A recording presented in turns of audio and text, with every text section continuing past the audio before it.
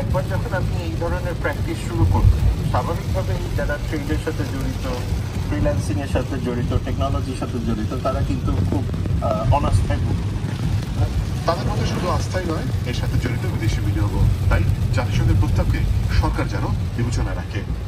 জাতিসংঘ যদি আসে সেক্ষেত্রে আপনি সর্বক্ষেত্রে আপনি অভ্যন্তরীণ ভাবে ওইটার বিশ্বাসযোগ্যতা মানুষ গ্রহণ করবে, বিশ্বাসযোগ্যতা বেশি থাকবে, বাইরের ক্ষেত্রেও সেটা বিশ্বাসযোগ্য হবে। এবং এটা খুব গুরুত্বপূর্ণ আমাদের জন্য, কারণ আমরা আমাদের ভাবমূর্তির দিক থেকে ক্ষতিগ্রস্ত হয়ে গেছি।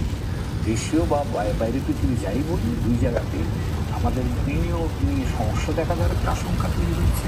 আমার মনে হয় যে বাংলাদেশ সরকারের উচিত হবে যে এই ট্রান্সপারেন্সি, অ্যাকাউন্টেবিলিটি এবং সেই সাথে বিশ্বের আস্থাটা নেওয়ার জন্য জাতিসংঘ কী কী টেকনিক্যাল সাপোর্ট দিতে পারে, ইনকোয়ারি কমিটি কী কী বা কমিশন কী কী সাপোর্ট লাগবে, এবং ওভারঅল এই সিচুয়েশনটাকে স্ক্রুটিনি প্রপারলি করার জন্য কী কী ধরনের সহায়তা দরকার সেটা নিয়ে আলোচনা করবে। এবং এটা খুবই গুরুত্বপূর্ণ। গেল 2 সপ্তাহের ঘটনায় এরই মধ্যে বাংলাদেশের পক্ষ থেকে বিদেশিদের একাধিকবার ব্রিফিং করা হচ্ছে। মোর্শেদ হাসিব, চ্যানেল 24, ঢাকা।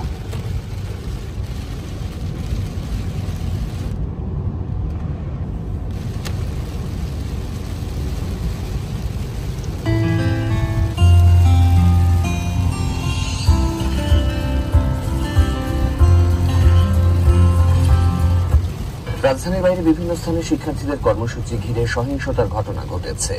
সবচেয়ে বেশি সংঘর্ষ হয়েছে খুলনা এবং হবিগঞ্জে। খুলনায় এক পুলিশ কনস্টেবল নিহত হয়েছেন। হবিগঞ্জে নিহত হয়েছেন পিডিবির একটি প্রকল্পের কর্মী।